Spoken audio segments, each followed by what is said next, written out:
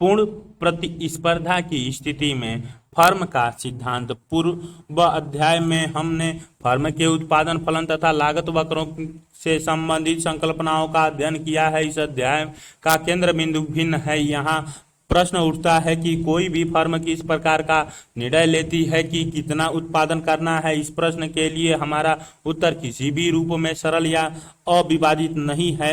उत्तर firm के व्यवहार की एक निर्णायक अपितु कुछ हद तक अनुचित मान्यता पर आधारित है। हमारे अनुसार फर्म कठोर रूप से लाभ अधिकतम करता होती है। अतः फर्म जिस मात्रा का उत्पादन तथा बाजार में उसकी विक्रय करती है वह उसके लाभ को अधिकतम करती है।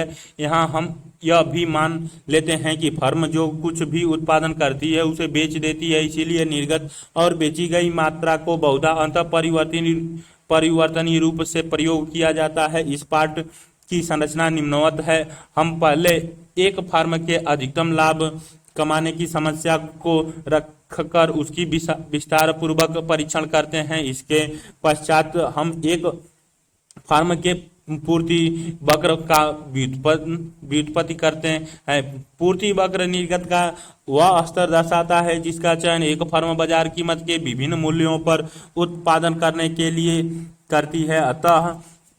अंत में हम इस बात का अध्ययन करते हैं कि किस प्रकार व्यक्तिगत फर्मों के पूर्ति वक्रों को समूहित किया जाता है तथा बाजार पूर्ति वक्र प्राप्त किया जाता है। पूर्ण प्रतिस्पर्धा पारिभाषिक लक्षण एक फर्म के लाभ अधिकतमीकरण की समस्या का विश्लेषण करने के क्रम में हमें सबसे पहले बाजार का वातावरण जिसमें फर्म कार्य करती हैं को स्पष्ट करना पड़ता है। इस अध्याय में हम एक ऐसे बाजार वातावरण का अध्ययन करेंगे जिसे पूर्ण प्रतिस्पर्धा कहा जाता है, जो एक पूर्णतः प्रतिस्पर्धात्मक बाजार में निम्न पारिभाषिक लक्षण होते हैं। बाजार में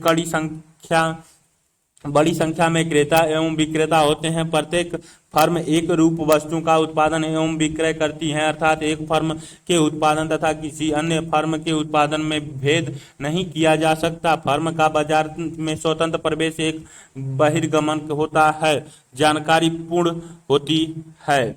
बड़ी संख्या में क्रेताओं एवं विक्रेताओं की उपस्थिति का अर्थ है कि प्रत्येक क्रेता एवं विक्रेता बाजार के आकार की तुलना में बहुत छोटा होता है। इसका यह अर्थ है कि कोई भी व्यक्तिगत क्रेता अथवा विक्रेता अपने आकार से बाजार को प्रभावित नहीं कर सकता। एक रूप उत्पादों का आगे अर्थ है कि प्रत्येक फर्म का उत्पाद समान है, अतः बाजार में एक क्रेता किसी भी फर्म से खरीद करने का चुनाव कर सकता है और उसको समान उत्पाद प्राप्त होता है। स्वतंत्र प्रवेश का बहिर्गमन का अर्थ है कि फर्मों का बाजार में प्रवेश करना और साथ ही छोड़ना सरल होता है। बड़ी संख्या में फर्मों के अस्तित्व के लिए यह शर्त अनिवार्य है। यदि प्रवेश कठिन होता अथवा प्रतिबंधित होता तो बाजार में फर्मों की संख्या थोड़ी हो सकती थी। पूर्ण जानकारी से अभिप्राय है कि सभी क्रेता और विक्रेता उत्पादों की कीमत, गुणवत्ता एवं अन्य संबद्ध विवरण से तथा बाजार के बारे में पूर्ण रूप से सूचित कर रहते हैं। यह लक्षण पूर्ण प्रतियोगिता की एक सर्वाधिक प्रतिष्ठित विशेषता में फलित होते हैं। कीमत स्वीकार्य व्यवहार एक फर्म की दृष्टि से कीमत स्वीकार्य से क्या अभिप्राय है। एक कीमत स्वीकारक फर्म को विश्वास है कि यदि वह बाजार कीमत से ऊपर एक कीमत निर्धारित करती है तो यह जिस मात्रा का उत्पाद करती है उसे बेचने में असमर्थ होगी। दूसरी ओर यदि निर्धारित कीमत बाजार कीमत के समान तथा उसकी तुलना में कम हो तो फर्म जितनी इकाइयां विक्रय करने के इच्छुक है उतनी विक्रय कर सकती है। एक खरीदार के दृष्टिकोण से वह किसी कीमत को स्वीकार करता है। खरीदार निश्चित रूप से सर्वाधिक संभावित न्यूनतम कीमत पर वस्तु खरीदना चाहती है, तथापि एक कीमत स्वीकार खरीदार को यह विश्वास होता है कि यदि उसने बाजार कीमत से कम कीमत की मांग की तो कोई भी फर्म उसे उस वस्तु का विक्रय करने की इच्छुक नहीं होगी। दूसरी ओर यदि मांग की गई कीमत बाजार कीमत के समान अथवा उससे अधिक है तो खरीदार इच्छित मात्रा में वस्तु की बहुत सी इकाइयां प्राप्त कर सकता है। क्योंकि यह अध्याय केवल फर्मों से संबंध रखता है, हम खरीदार के व्यवहार के विषय में अधिक चर्चा नहीं करेंगे। इसके बावजूद हम उन स्थितियों की पहचान करेंगे जिनके अंतर्गत कीमत स्वीकारक फर्मों के लिए एक सार्थक पूर्व धारणा है। कीमत स्वीकारक ऐसी स्थिति में अक्सर एक सार्थक पूर्व धारक के रूप में जाना जाता है जब बाजार में अनेक फर्म तथा खरीदार होते हैं जिन्हें बाजार में प्रचलित कीमत की पूर्ण जानकारी है। क्योंकि आइए आरंभ करते हैं एक ऐसी स्थिति से जहां बाजार में प्रत्येक फर्म समान बाजार कीमत लेती है तथा वस्तुओं की कुछ मात्रा का विक्रय करती हैं। अब मान लीजिए कि एक विशेष फर्म अपनी कीमत को बाजार कीमत की तुलना में बढ़ा देती है। ध्यान दीजिए कि चूंकि सभी फर्म एक ही वस्तु का उत्पादन करती हैं तथा सभी खरीदार बाजार कीमत से पूर्ण रूप से अवगत हैं, तो इस प्रश्न पर फर्म अपने ग्राहक खो देगी। इसके अलावा जैसे जैसे ये खरीदार अन्य फर्मों की ओर रुख करेंगे, कोई समायोजन संबंधी समस्या खड़ी नहीं होगी। उनकी मांगे तुरंत ही पूरी हो जाती हैं। क्योंकि बाजार में अनेक फर्म होती हैं, याद कीजिए कि बाजार कीमत से अधिक कीमत पर वस्तु की किसी भी मात्रा का विक्रय करने के लिए एक व्यक्तिगत फर्म की असमर्थता बिल्कुल वही है जो एक कीमत स्वीकार की पूर्व धारणा है, संप्राप्ति।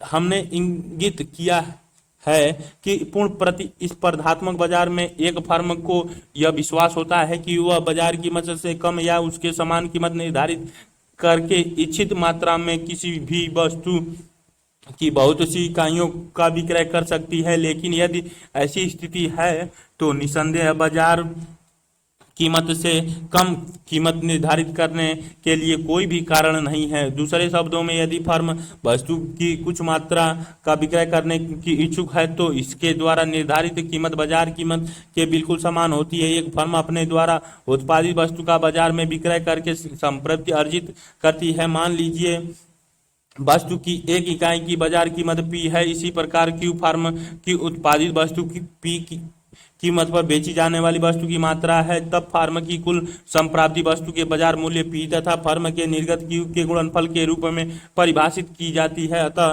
कुल संप्राप्ति बराबर पी गुणे क्यू। तालिका 4.1 कुल संप्राप्ति विक्रय किए गए डिब्बे कुल संप्राप्ति रुपए में 0 पे 1 10 2 20 3 30 4 40 5 50 दिखाई गई है।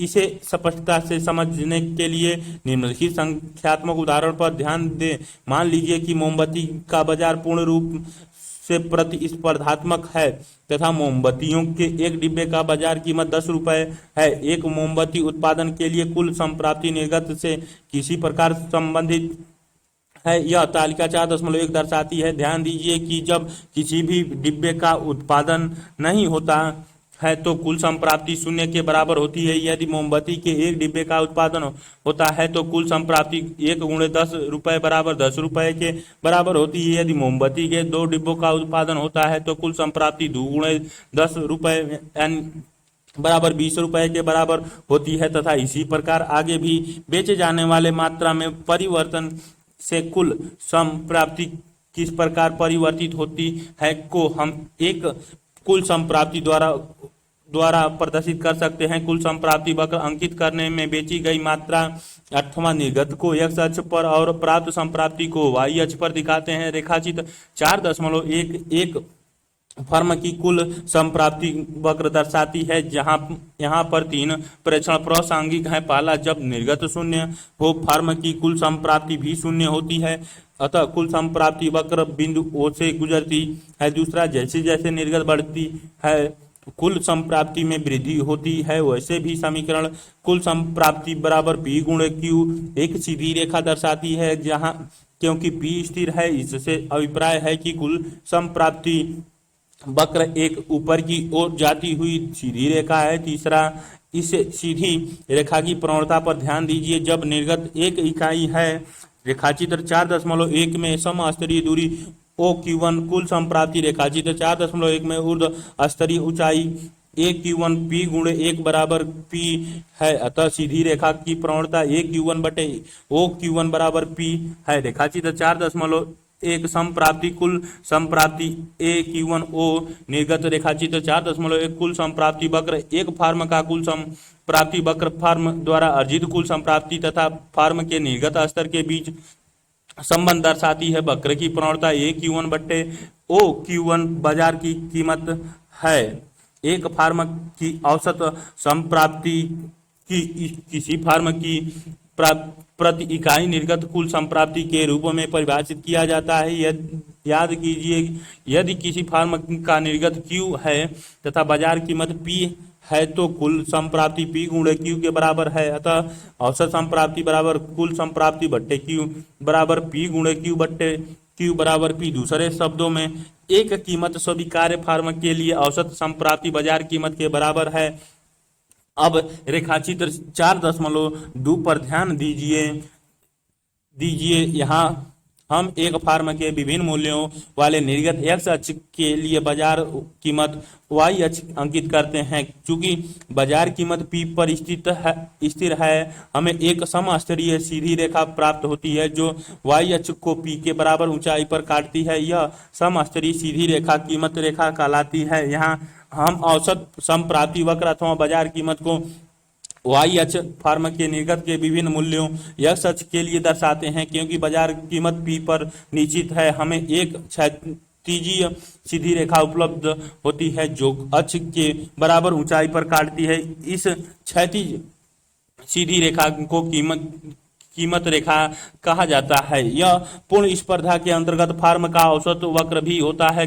कीमत रेखा फार्म की मांग वक्र को भी प्रदर्शित करती है। ध्यान दीजिए कि मांग वक्र पूर्णतः लोचदार होती है। इसका अर्थ है कि एक फर्म P कीमत पर वस्तु की जितनी मात्रा चाहे बेच सकती है। एक फर्म की सीमांत समप्राप्ति फर्म के निर्गत में प्रति इकाइयों वृद्धि के लिए कुल समप्राप्ति वृद्धि के रूप में परिभाषित की जाती है। तालिका 4.1 पर पुनः विचार कीजिए। मोमबत्तियों के डिब्बों 2 डिब्बों की बिक्री से कुल संप्राप्ति 20 रुपए है। 3 डिब्बों की बिक्री से कुल संप्राप्ति 30 रुपए है। तो सीमांत संप्राप्ति बराबर कुल संप्राप्ति में परिवर्तन बटे मात्रा में परिवर्तन बराबर 30 माइनस 20 बटे 2 माइनस 3 बराबर 10। यहाँ एक संयोग ही है कि यह 10 रुपए वही है जो कीमत है। वास्तव में ऐसा नहीं होता। उस स्थिति पर सोचिए जब फार्म का निर्गत Q1 से Q2 हो जाता है। दी गई बाजार कीमत P पर संप्राप्ति सीमांत संप्राप्ति MR बराबर P Q2 minus P Q1 बटे Q2 minus Q1।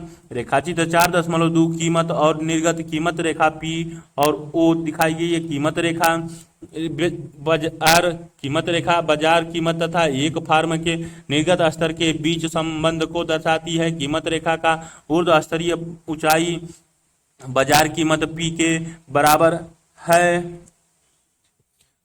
P Q2 minus Q1 बटे Q2 माइनस Q1 अर्थात बराबर P।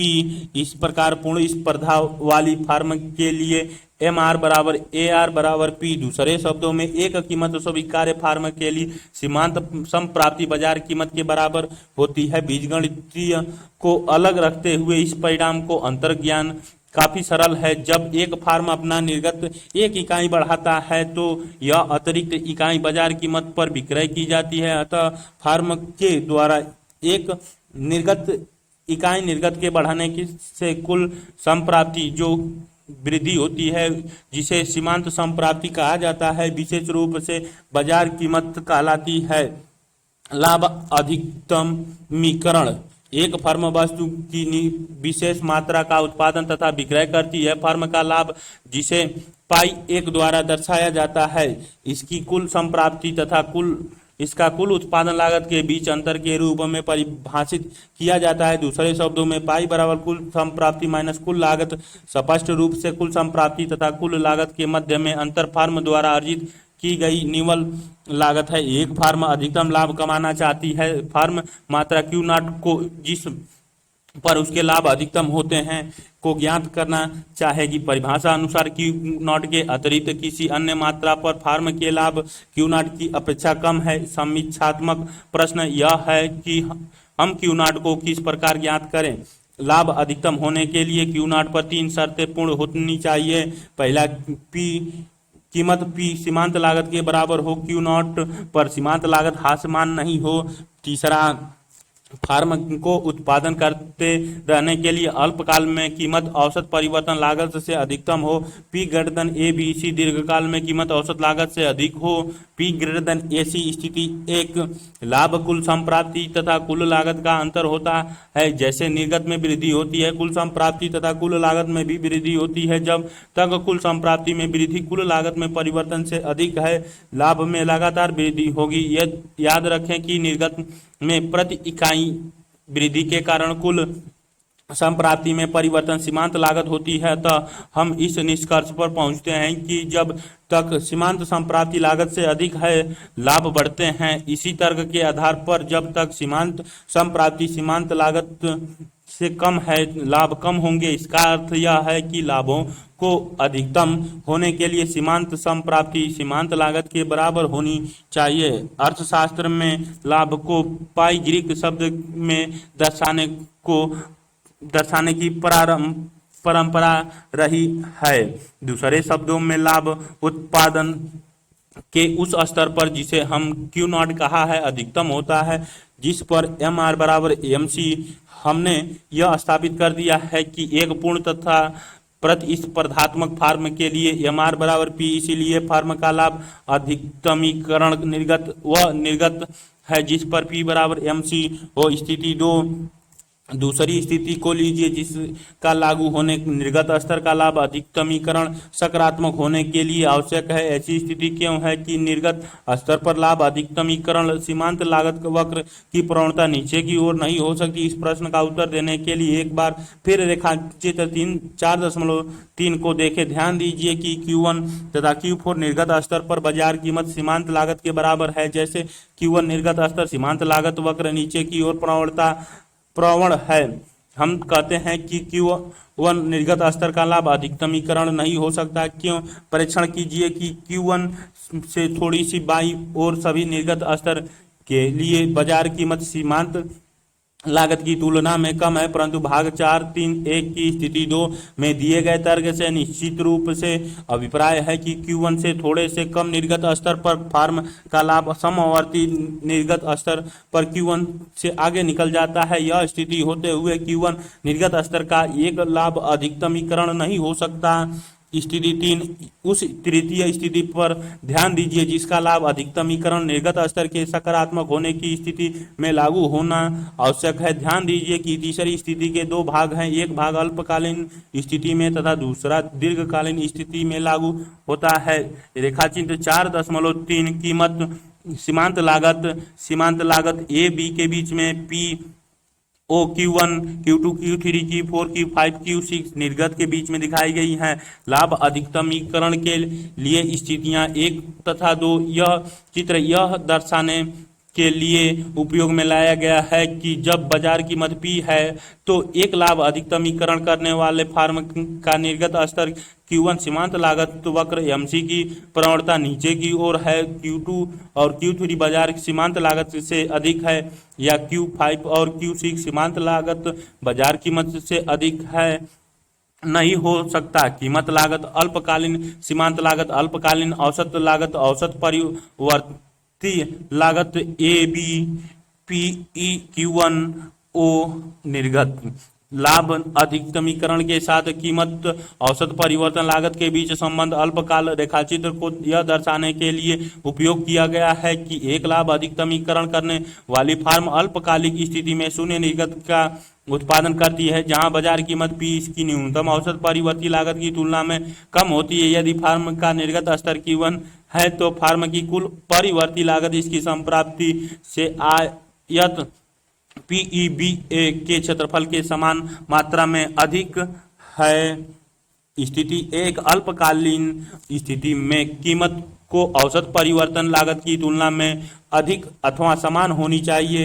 हम यह दर्शाएंगे कि स्थिति एक ऊपर देखिए कि का वक्तव्य सही है इस तर्क के साथ कि अल्पकालीन स्थिति में एक लाभ अधिकतमीकरण करने वाले फर्म किसी ऐसे निर्गत स्तर पर उत्पादन नहीं करेगा जहां बाजार कीमत औसत परिवर्ती लागत की तुलना में कम हो। आइए अब रेखाचित्र 4.4 की ओर रुख कर निरीक्षण कीजिए कि निर्गत स्तर Q1 पर बाजार कीमत P औसत परिवर्ती लागत की तुलना में कम है।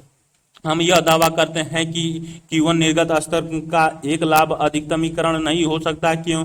ध्यान दीजिए Q1 पर फार्म की कुल संप्राप्ति निम्नलिखित है। कुल संप्राप्ति बराबर कीमत गुणे मात्रा बराबर ऊर्ध्वस्तरीय ऊंचाई OP गुणे ऊंचाई चौड़ाई O Q1 आयात OP A Q1 का क्षेत्रफल समान रूप से फार्म की कुल परिवर्ती लागत Q1 पर निम्नलिखित है। कुल परिवर्ती लागत बराबर औसत परिवर्ती लागत गुणे मात्रा ऊर्ध्व स्तरीय ऊंचाई OE गुणे चौड़ाई O Q1 बराबर आयात OE B Q1 का क्षेत्रफल। अब याद कीजिए कि Q1 पर फार्म का लाभ कुल प्राप्ति माइनस कुल परिवर्ती लागत प्लस कुल स्थिर लागत है, अर्थात आयात OP A Q1 का क्षेत्रफल माइनस आयात OE B Q1 का क्षेत्रफल माइनस कुल स्थिर लागत। यदि फार्म शून्य निर्गत का उत्पादन करती है तो क्या होता है?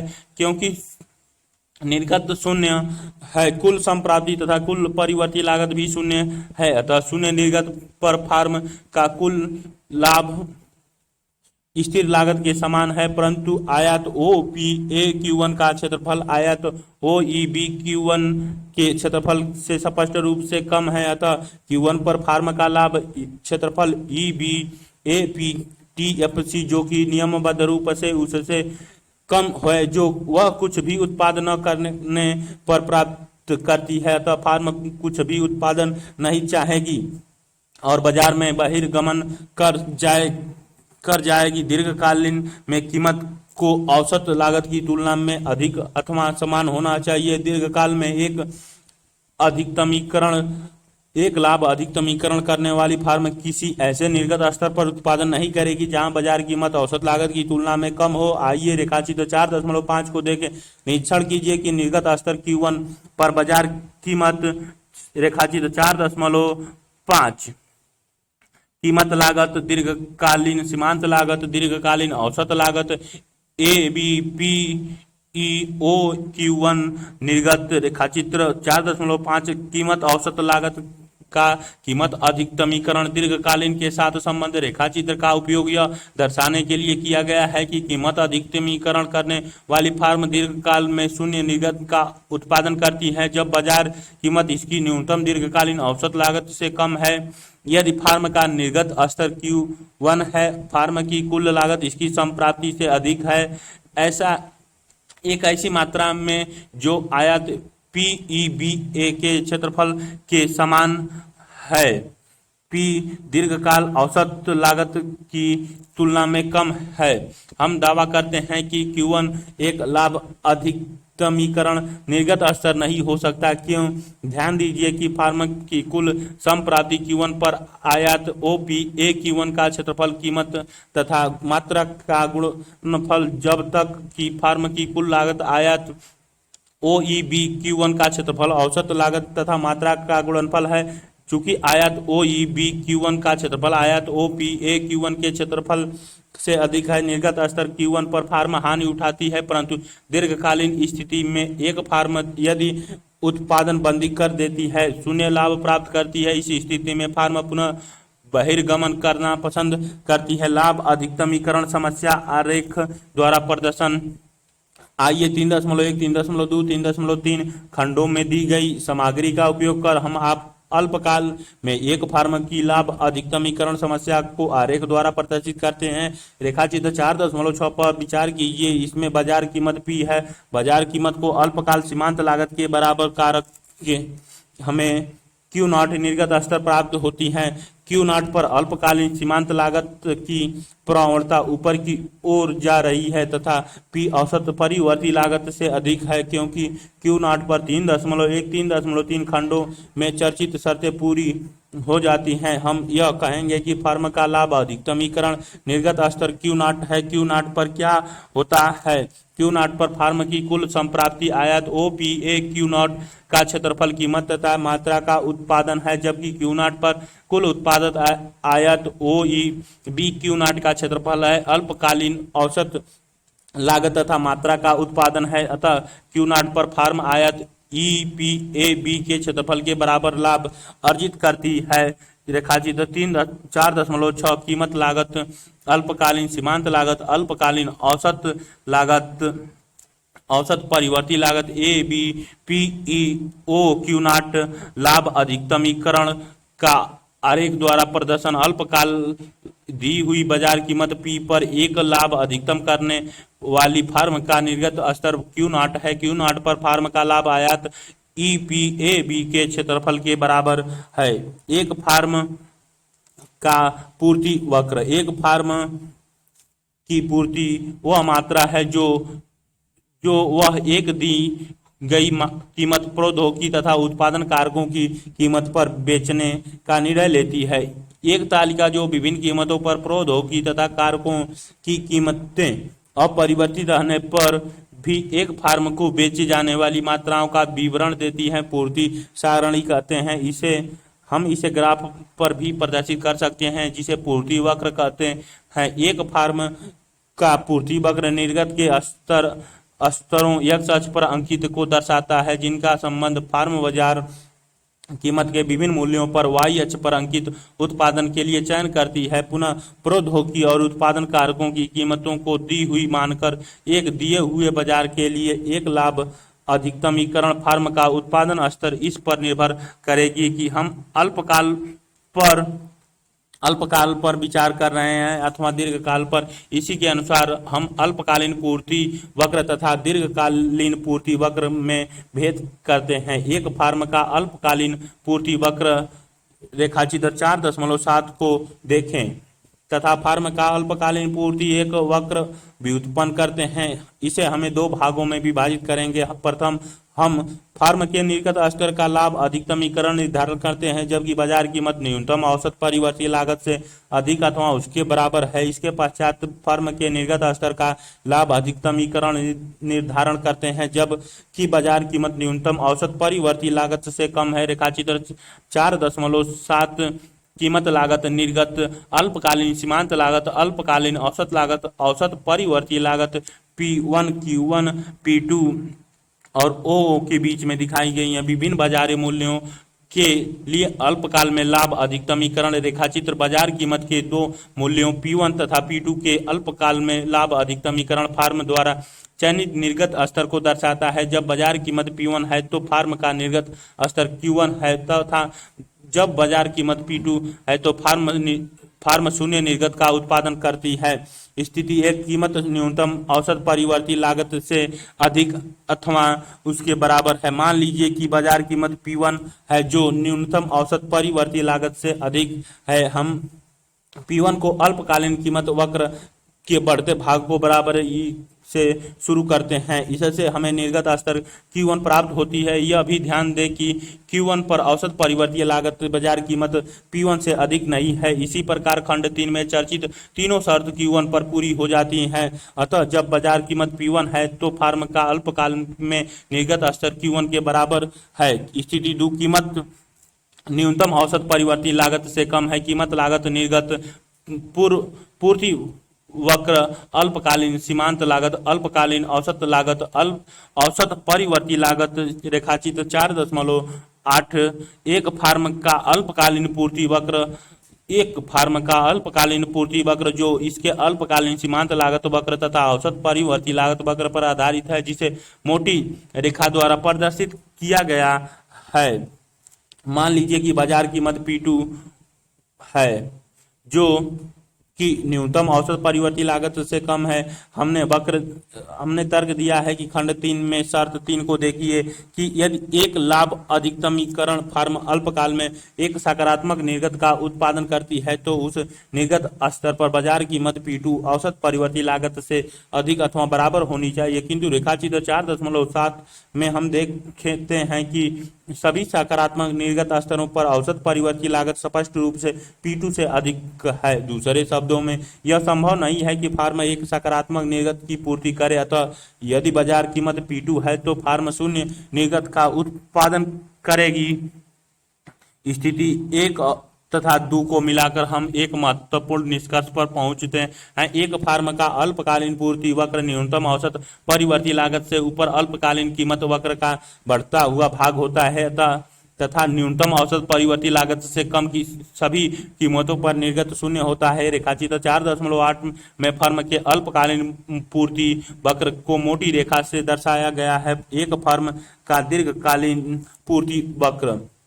आइए रेखाचित्र 4.9 को देखते हैं तथा फर्म के दीर्घकालीन पूर्ति वक्र की व्युत्पत्ति करते हैं। अल्पकालीन स्थिति की भांति हम इस व्युत्पत्ति को 2 भागों में विभाजित करते हैं। पहले हम फर्म के निर्गत स्तर का लाभ अधिकतमीकरण निर्गत स्तर निर्धारण करते हैं जब बाजार कीमत न्यूनतम दीर्घकालीन औसत लागत से अधिक अथवा उसके बराबर हो। तत्पश्चात हम फर्म के निर्गत स्तर का लाभ अधिकतमीकरण निर्धारण करेंगे जब बाजार कीमत न्यूनतम दीर्घकालीन औसत लागत से कम हो। स्थिति 1 कीमत न्यूनतम दीर्घकालीन औसत लागत से अधिक अथवा बराबर।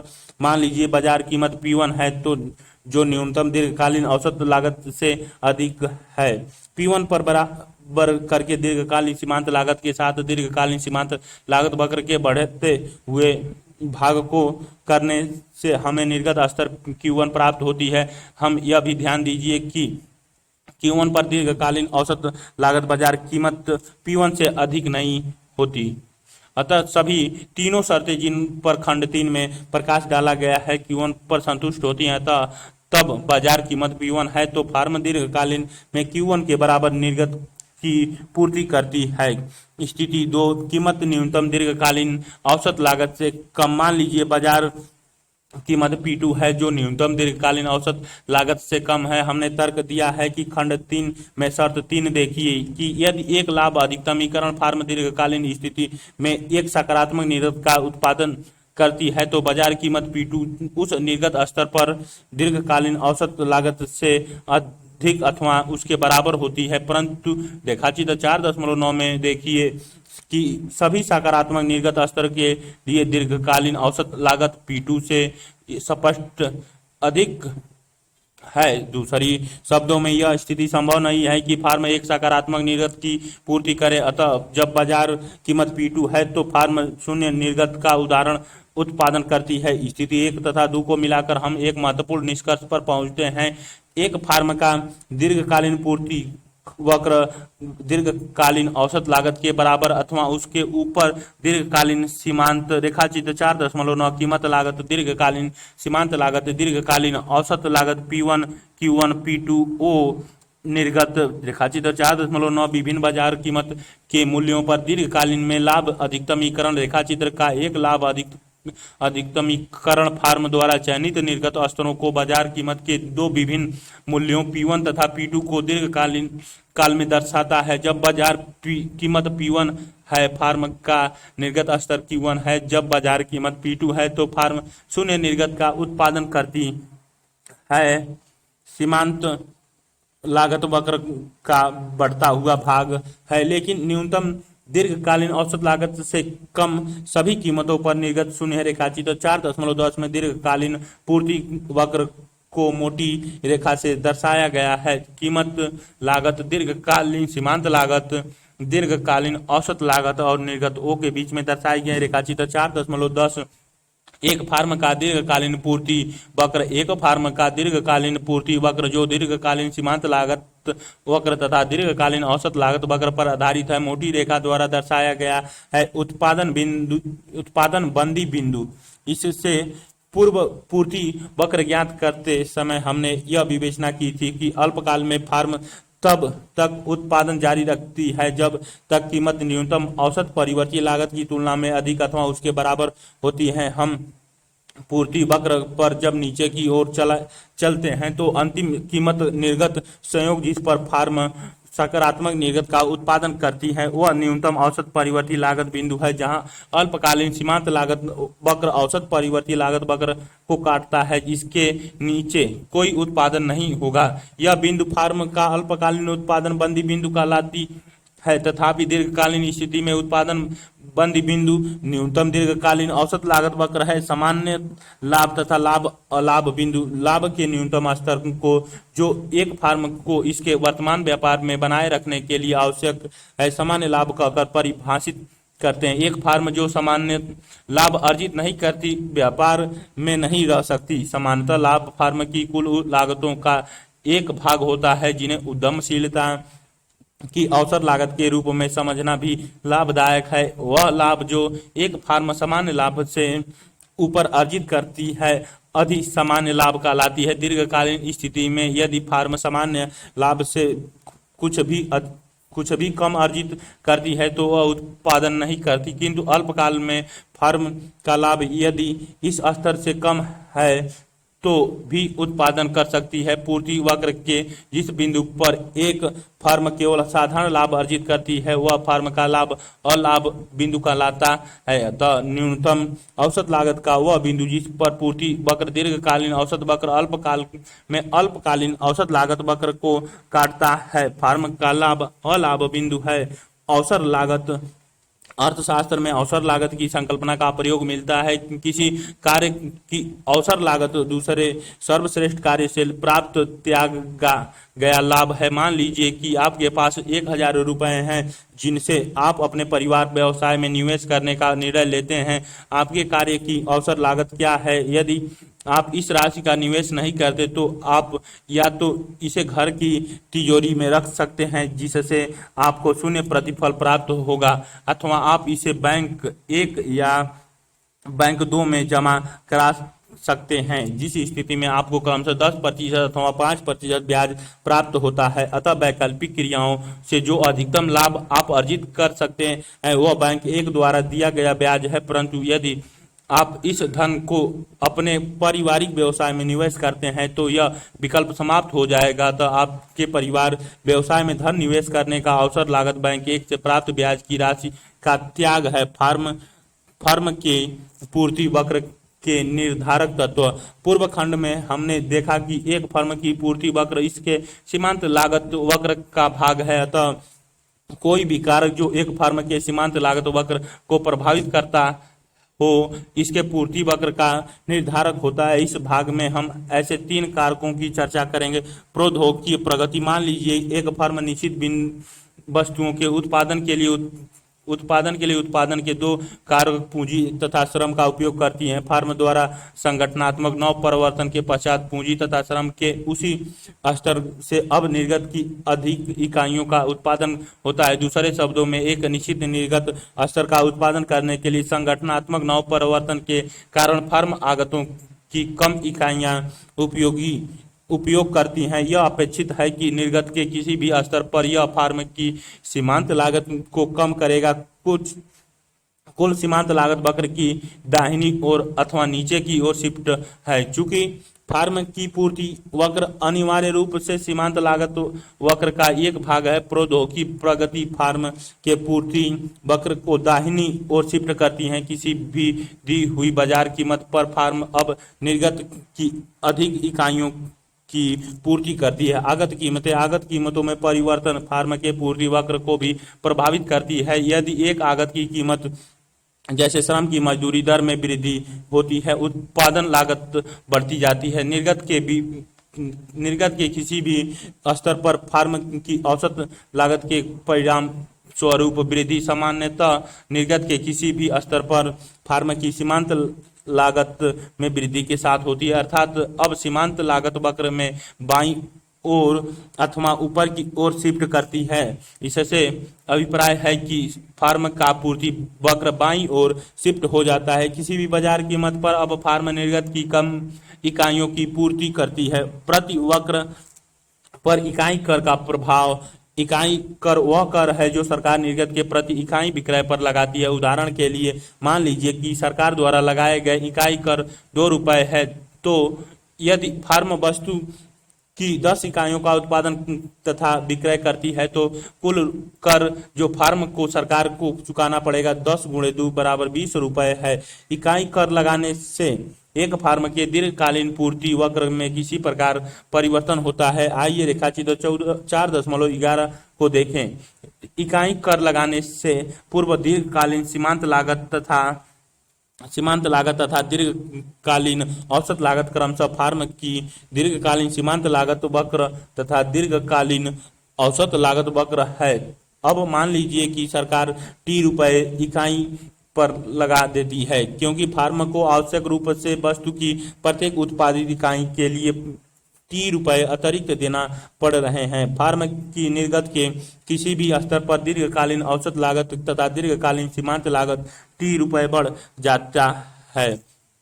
रेखाचित्र 4.11 में दीर्घकालीन सीमांत लागत तथा दीर्घकालीन औसत लागत इकाई पर लगाने के पश्चात फार्म की क्रमशः दीर्घकालीन सीमांत लागत वक्र तथा दीर्घकालीन औसत लागत वक्र है। याद कीजिए कि फार्म का दीर्घकालीन वक्र पूर्ति वक्र दीर्घकालीन सीमांत लागत का बढ़ता हुआ भाग है न्यूनतम दीर्घकालीन औसत लागत से तथा उससे ऊपर तथा न्यूनतम दीर्घकालीन औसत लागत से कम सभी कीमतों पर निर्गत शून्य है।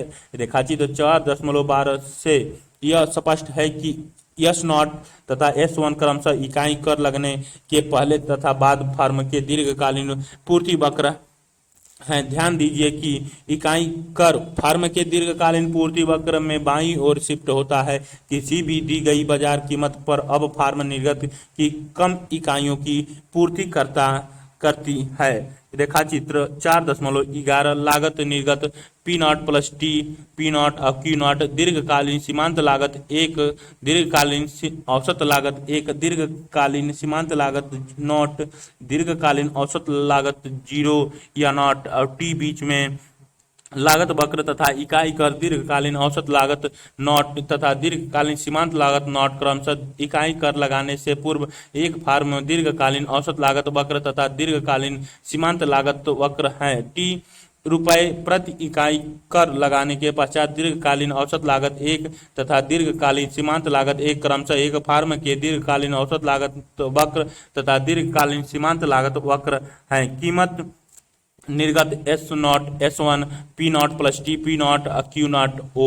रेखाचित्र 4.12 पूर्ति वक्र तथा इकाई कर के लगने से पूर्व S0 एक फार्म का पूर्ति वक्र है। इकाई कर T रुपये लगाने के पश्चात S1 फार्म के पूर्ति वक्र को दर्शाता है। बाजार पूर्ति वक्र वक्र वह निर्गत स्तर X अक्ष पर अंकित दर्शाता है जिसका बाजार में सभी फार्म समवर्ती विभिन्न बाजार मूल्यों Y अक्ष पर अंकित हैं पर सामूहिक रूप से उत्पादन करती है। बाजार पूर्ति वक्र की किसी प्रकार भी उत्पत्ति की जाती है। n फार्मों वाले एक बाजार लीजिए, फार्म 1 फार्म 2 फार्म 3 तथा इसी प्रकार और भी मान लीजिए कि बाजार कीमत P पर स्थिर है। तब सामूहिक रूप से n फार्मों द्वारा उत्पादित निर्गत फार्म 1 की P कीमत पर पूर्ति प्लस फार्म 2 की P कीमत पर पूर्ति प्लस अंशों कीमत P पर फार्म N द्वारा पूर्ति है। दूसरे शब्दों में कीमत P पर बाजार पूर्ति व्यक्तिगत फार्म की दी हुई कीमत पर पूर्तियों का योग है। आइए अब एक बाजार पूर्ति वक्र की ज्यामिति संरचना करें। जब बाजार में केवल 2 फार्म हैं, फार्म 1 तथा फार्म 2, दोनों फार्मों की विभिन्न लागत संरचनाएं हैं। यदि बाजार कीमत P1 बार से कम है तो फार्म 1 कुछ भी उत्पादन नहीं करेगी, और यदि बाजार कीमत P2 बार से कम है तो फार्म 2 कुछ भी उत्पादन नहीं करेगी। यह भी मान लीजिए कि P2 बार कम P1 बार से अधिक है। कीमत A वाले में Q3 P1 P2 P3 S1, B वाले में Q4 S2, C वाले में Q5 SM निर्गत रेखाचित्र 4.13 में दिखाई गई हैं। बाजार पूर्ति वक्र पैनल A फार्म 1 का पूर्ति वक्र दर्शाती है। पैनल B फार्म 2 का पूर्ति वक्र दर्शाती है। पैनल सी बाजार पूर्ति वक्र दर्शाती है, जो कि दोनों फार्मों की पूर्ति वक्र का समस्तरीय योग द्वारा प्राप्त की गई है।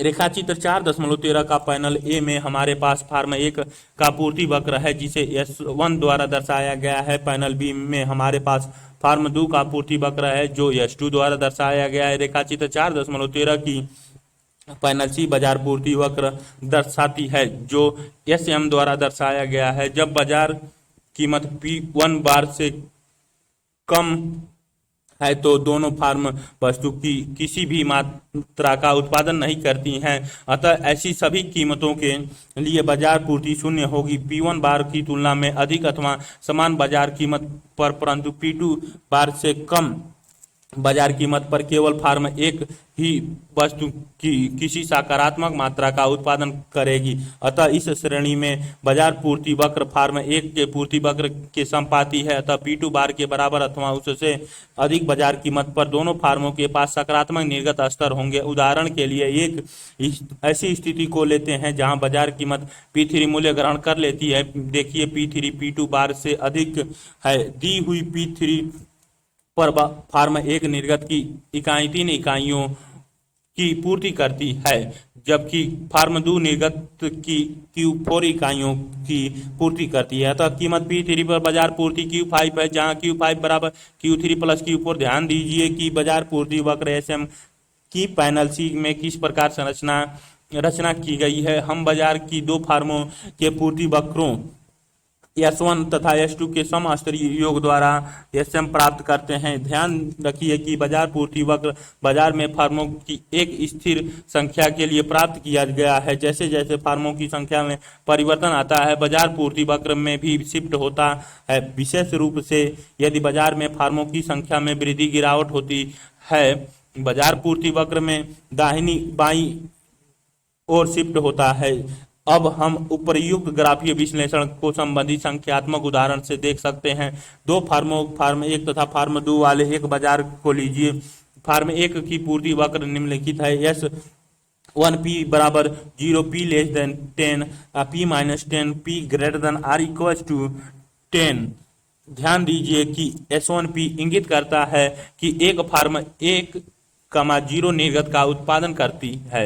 यदि बाजार कीमत P, 10 से स्पष्ट रूप से कम है तो 2 फार्म 1 P माइनस 10 निर्गत का उत्पादन करती है। यदि बाजार कीमत P, 10 से अधिक अथवा उसके बाजार हैं, मान लीजिए फार्म 2 का पूर्ति वक्र निम्नवत है। S2P बराबर 0, P less than 15, P minus 15, P greater than or equals to 15। S2P का निर्वचन S1P के निर्वचन के समान है, अतः इसे छोड़ दिया गया है। अब बाजार पूर्ति वक्र SMP सरल रूप से दोनों फार्मों की पूर्ति वक्रों का योग है। दूसरे शब्दों में SMP बराबर S1P प्लस S2P, परंतु इसके अभिप्राय है कि SMP निम्नवत है। SMP बराबर 0, तो P less than 10, P minus 10, तो P greater than or equals to 10 and P less than 15, P minus 10 plus P minus 15 equals to 2P minus 25, P greater than or equals to 15। पूर्ति की कीमत लोच। एक वस्तु की पूर्ति की कीमत लोच वस्तु की कीमत में परिवर्तनों के कारण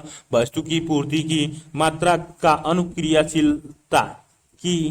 अनुक्रियाशीलता को मापती है। अधिक स्पष्ट रूप से पूर्ति की कीमत लोच, जिसे EH से दर्शाया गया है, निम्न प्रकार परिभाषित किया जाता है। पूर्ति की कीमत लोच ES बराबर पूर्ति की मात्रा में प्रतिशत परिवर्तन बट्टे कीमत में प्रतिशत परिवर्तन, डेल्टा Q बट्टे Q इंटू 100 बट्टे डेल्टा P इंटू 100 बराबर डेल्टा Q इंटू P बट्टे डेल्टा P, जहाँ डेल्टा Q बाजार में आपूर्ति वस्तुओं की मात्रा है जब बाजार में कीमत में डेल्टा P के बराबर परिवर्तन है। इसे और अधिक मूर्त बनाने के लिए निम्नलिखित संख्यात्मक उदाहरण पर ध्यान दीजिए। मान लीजिए कि क्रिकेट गेंद के लिए बाजार पूर्ण प्रतिस्पर्धी है। जब एक क्रिकेट गेंद की कीमत 10 रुपए है, मान लीजिए कि बाजार फार्मों द्वारा कुल 200 क्रिकेट गेंद का उत्पादन किया जाता है। जब क्रिकेट गेंदों की कीमत बढ़कर 30 रुपए हो जाती है, मान लीजिए बाजार में फार्मों द्वारा कुल 1000 क्रिकेट गेंदों की उत्पादन किया जाता है। आपूर्ति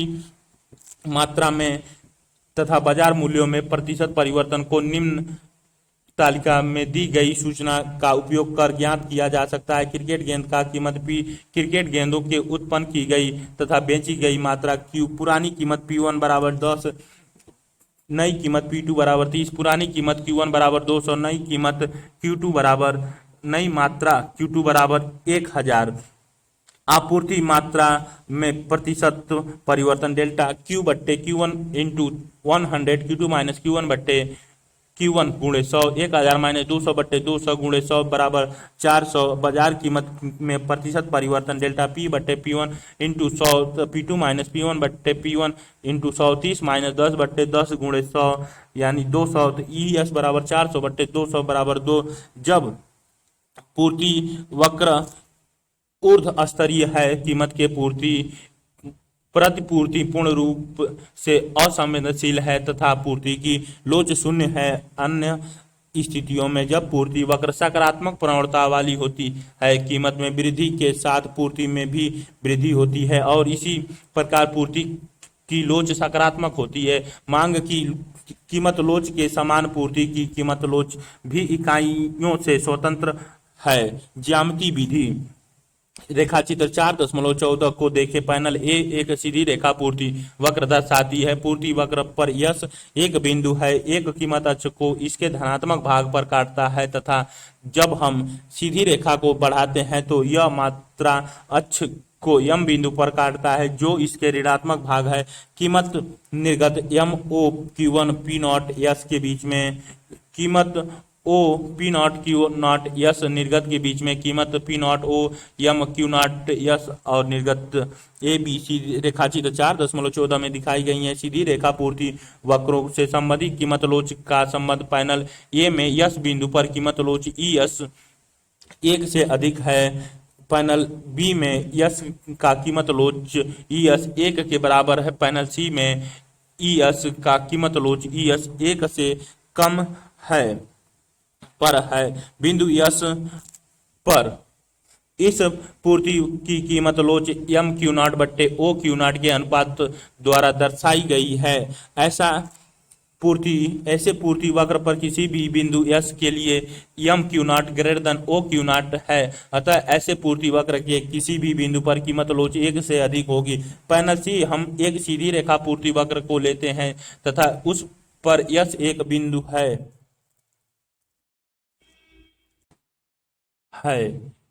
यह मात्रा अक्ष को M पर काटता है जो इसके धनात्मक भाग पर है। पुनः इसी पूर्ति वक्र के बिंदु S पर कीमत लोच M Q0 बटे O Q0 के अनुपात से प्राप्त होती है।